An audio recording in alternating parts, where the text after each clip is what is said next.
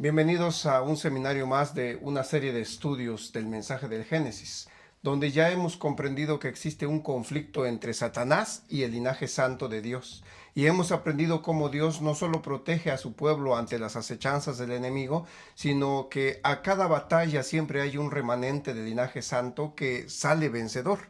Así hemos conocido de manera profunda el mensaje de Dios para sus hijos desde el primer libro de la Biblia, el libro del Génesis. A este capítulo le hemos puesto por nombre De la esclavitud a la libertad.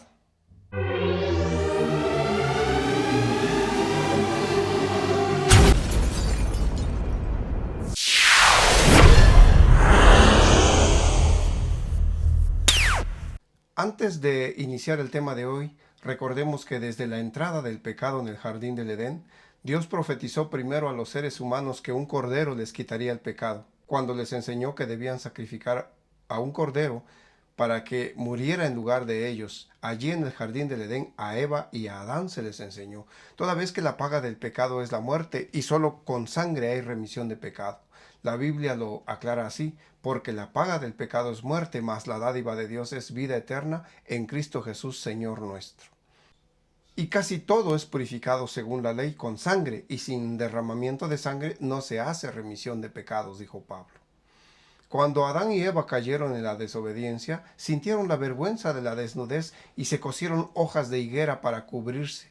Es como si ellos solos quisieran resolver su problema. Es como si ellos quisieran solucionar su problema de pecado con su propia justicia. Entonces, con las pieles de esos corderos vistió Dios a Adán y a Eva, cuando ellos, debido a su desobediencia, se sintieron desnudos y se escondieron debido a la vergüenza de la desnudez. Esas pieles representan la justicia de Dios, representan que alguien pagaría por el pecado de los seres humanos. Hoy sabemos que esos corderos sacrificados en el principio de la creación estaban representando a Cristo Jesús. Así Dios les enseña a sus primeros hijos terrenales que debía venir a futuro el Cordero de Dios que quitaría los pecados del mundo. Enseguida, en ese mismo momento, Dios le profetiza a Satanás que sería derrotado por una simiente que vendría a través del linaje santo. En Génesis 3:15 Dios le declara la guerra a Satanás debido a que éste indujo a los hijos de Dios a pecar. Entonces Dios le profetizó: y pondré enemistad entre ti y la mujer, y entre tu simiente y la simiente suya. Esta te herirá en la cabeza y tú le herirás en el carcañal. Aquí Dios vuelve a mencionar que alguien vendría a solucionar el problema del pecado. Dios ahora vuelve a prometer, pero ahora a Satanás, que vendría alguien que le derrotaría. A ese alguien Dios le llama la simiente. Esa simiente sería Cristo Jesús, quien debía venir del linaje santo de Dios. Y desde entonces Satanás se ensañó con el linaje que Dios proveía para que viniera la simiente prometida. Satanás deseaba destruir el linaje santo para que no viniera aquel que debía pisarle la cabeza y derrotarlo.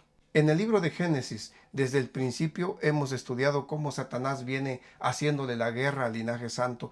Viene con el ferviente deseo de acabar con el linaje de los justos. En el video anterior estudiamos que el linaje santo de Dios estaba en la familia de Israel, o Jacob, quien llegó a vivir a Egipto, apoyados por José, quien fue vendido por sus hermanos tiempo antes y encarcelado en el reino egipcio. Sin embargo, debido a su fidelidad, la mano de Dios lo defendió y lo hizo prosperar. Ese era el plan de Dios, que José llegara a Egipto para preparar un camino para librar al linaje santo de perecer ante una hambruna que durante 7 años azotó la región. José llegó a ser el primer ministro en el reino de Egipto, y eso permitió que toda su familia llegara a vivir a Egipto, donde Dios los hizo prosperar en gran manera, y Satanás no logró sus intenciones de matar de hambre al linaje santo de Dios. Hoy estudiaremos acerca de una promesa muy importante que Dios hace en Génesis. Se registra allí en Génesis 15 una promesa muy interesante que Dios le hizo a Abraham. Dice: entonces Jehová dijo a Abraham: ten por cierto que tu descendencia morará en tierra ajena y será esclava allí, y será oprimida 400 años. Mas también a la nación a la cual servirán juzgaré yo, y después de esto saldrán con gran riqueza. Dios le está diciendo a Abraham: mira, tu pueblo que está aquí en Canaán va a ir a otra tierra y allí van a ser esclavos. 400 años van a pasar allá, pero después de los 400 años yo voy a intervenir, los voy a librar, les voy a sacar de allí y los voy a traer de regreso acá, a Canaán. Pero esa promesa que Dios estaba haciendo con Abraham ciertamente estaba siendo escuchada también por Satanás. Así es como Satanás hace ahora su siguiente plan. Ahora Satanás se dedica a calcular el tiempo y a hacer cuentas para empezar a actuar de nuevo. El diablo sabía que algo especial iba a suceder en Canaán, porque desde que Dios sacó a Abraham de su tierra de Ur de los Caldeos, allí en Babilonia, y lo lleva a la tierra de Canaán, Dios le prometió a Abraham que toda esa tierra de Canaán se iba a dar a Abraham y a su descendencia en posesión, pero antes debían estar en tierra ajena. Veamos esa promesa de Dios con Abraham. Le dice, y le dijo Dios, yo soy Jehová, que te saqué de Ur de los Caldeos para darte a heredar esta tierra. Entonces Jehová dijo a Abraham, ten por cierto que tu descendencia morará en tierra ajena y será esclava allí y será oprimida 400 años. Mas también a la nación a la cual servirán juzgaré yo y después de esto saldrán con gran riqueza. Mientras Abraham está en Canaán, es cuando nacen Ismael e Isaac, sus hijos. Allí es donde años más tarde nacen también los hijos de Isaac, Esaú y Jacob, y hemos visto que Dios le dijo que iban a ser llevados a tierra ajena. En el capítulo anterior estudiamos que a través de José, quien fue vendido a Egipto por sus propios hermanos, fue como Israel, su padre de José y sus hermanos, fueron llevados de Egipto. Llegaron a Egipto cuando José era gobernador como primer ministro de Egipto. Llegaron a Egipto y al llegar tuvieron éxito e incluso prosperaron, pero no fue siempre así, porque cuando pasó el tiempo y cambió Egipto de rey, los israelitas fueron convertidos en esclavos. Pero Dios le prometió también que los iba a regresar a Canaán para que finalmente vivieran en la tierra prometida.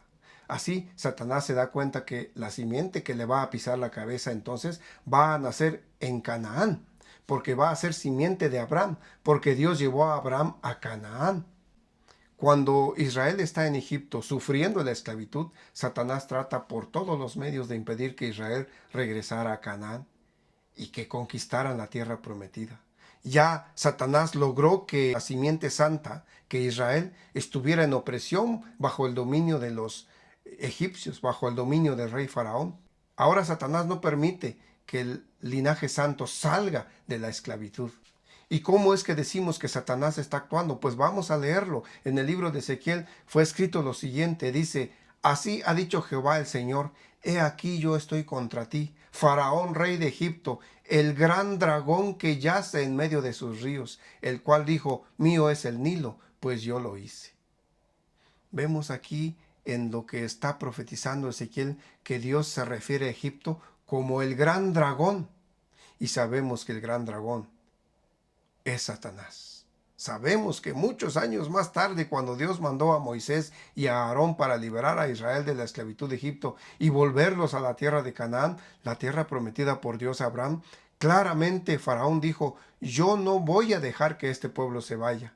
Veamos las palabras de Faraón de ese entonces. Dice Éxodo 5, y Faraón respondió, ¿quién es Jehová para que yo oiga su voz y deje ir a Israel? Yo no conozco a Jehová, ni tampoco dejaré ir a Israel. ¿De quién era esa voz? ¿De quién eran esas palabras? Sí, claro, de Faraón, pero leímos ya que Dios a través de Ezequiel le llama a Egipto el gran dragón.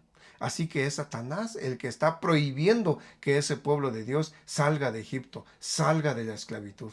Para Satanás, mientras todos perezcan ahí, sería mejor. Así el linaje santo desaparecería y la simiente esperada no llegaría. Habían pasado ya casi 400 años y Satanás sabía que mientras más años pasen, más seguridad había que no viniera la simiente prometida que le pisaría la cabeza. El que no quería que Israel saliera de Egipto y volviera a Canaán era Satanás, porque él sabía que en Canaán iba a nacer el Mesías prometido. Satanás sabía que en Canaán, según la profecía de Génesis 3:15, se iba a establecer el linaje escogido y de ese linaje iba a surgir la simiente que le iba a aplastar la cabeza. Pero Dios ya estaba preparando a Moisés y cuando finalmente salen de Egipto y en poco tiempo llegan a las fronteras de la tierra prometida, veamos cómo actúa ahora el diablo. Porque por todos los medios no quiere que la gente entre a Canaán. Y es que hay algo especial en Canaán que el diablo no le gusta, porque él vio que Dios sacó a Abraham y lo llevó a Canaán, y Satanás también sabía que Dios le dijo a Abraham que su descendencia, después que estuvieran 400 años en Egipto, los iba a llevar a Canaán, y Satanás pelea a capa y espada por Canaán. Cuando llegan a la frontera de Canaán, Moisés y Aarón, como líderes del pueblo, mandan a 12 espías para explorar la tierra prometida y así poder planear su triunfal entrada. Y al regresar los espías, 10 de ellos regresan admirados por ver el lugar, pero también muy impresionados y sobre todo asustados y faltos de fe. La Biblia dice que dijeron, entrar a Canaán va a ser imposible.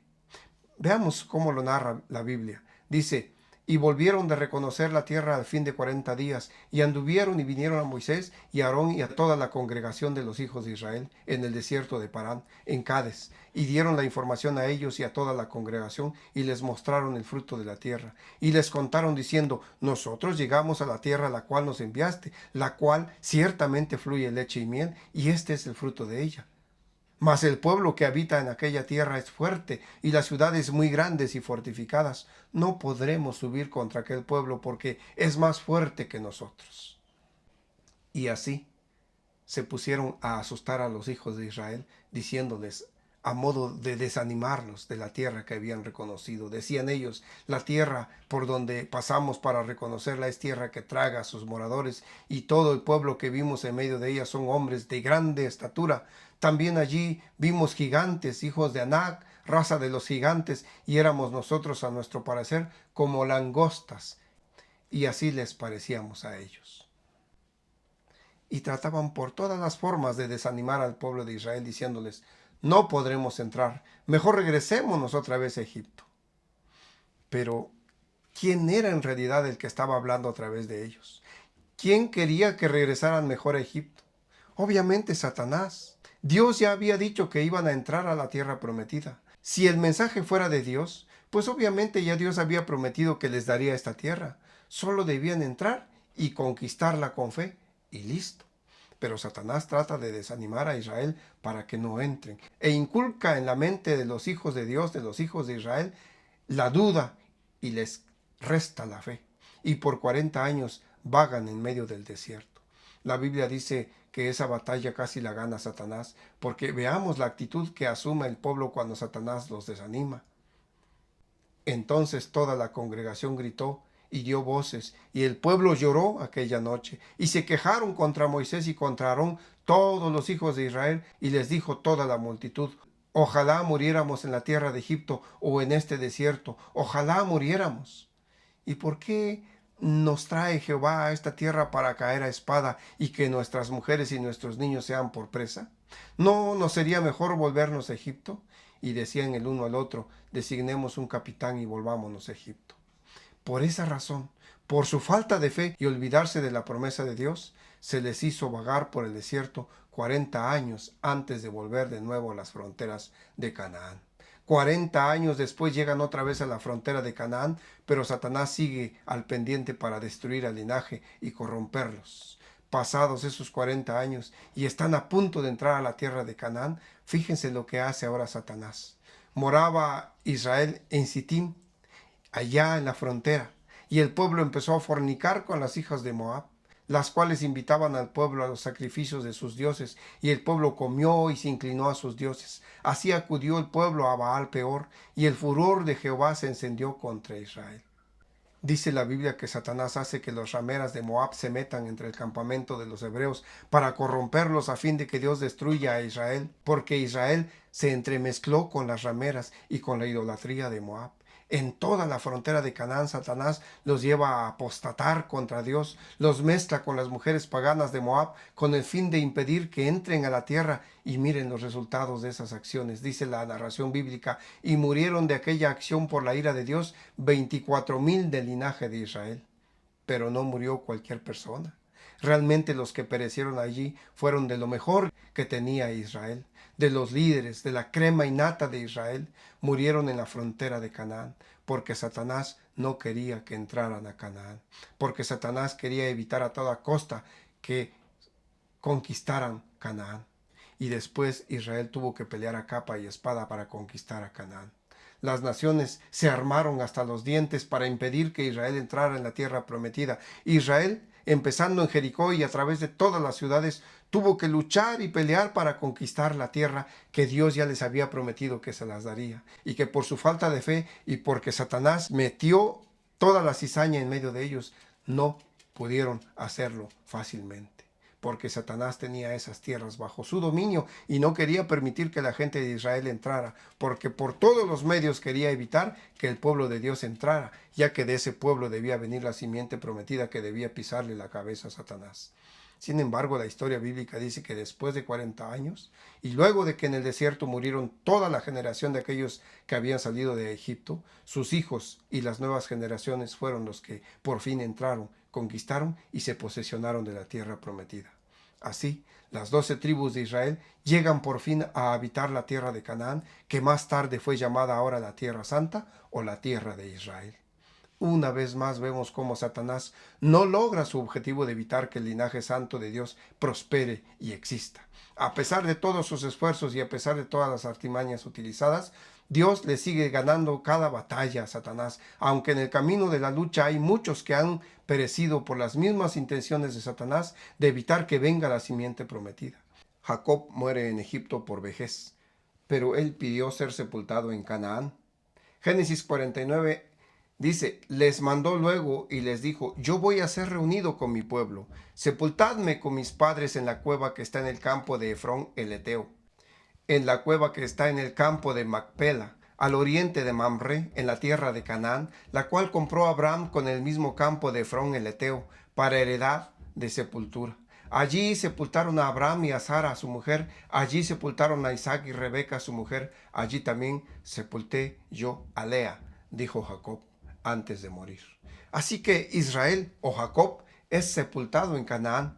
Años después también muere José por edad avanzada, pero también él sabía que cuando vendría la liberación de la esclavitud, sus huesos iban a ser llevados a Canaán, y así animó al pueblo diciéndoles, yo voy a morir, mas Dios ciertamente los va a visitar a ustedes y los va a hacer subir de esta tierra a la tierra que juró a Abraham y a Isaac y a Jacob. E hizo jurar José a los hijos de Israel diciéndoles, Dios ciertamente los va a visitar y tendrán que llevar de aquí mis huesos.